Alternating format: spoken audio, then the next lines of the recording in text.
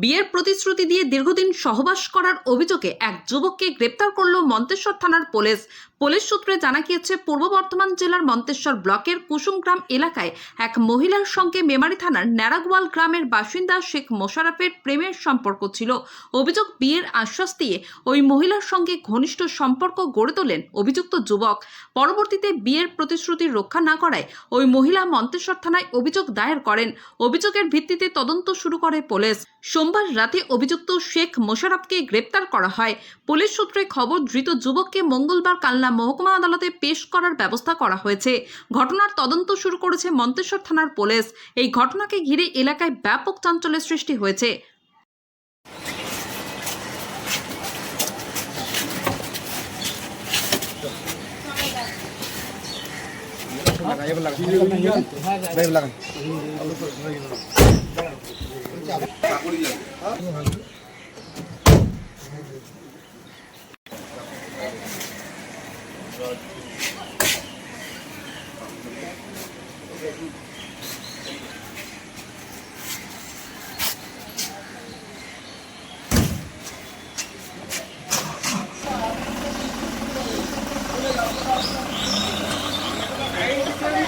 আপনি এসে এরকম বললে হবে নাকি?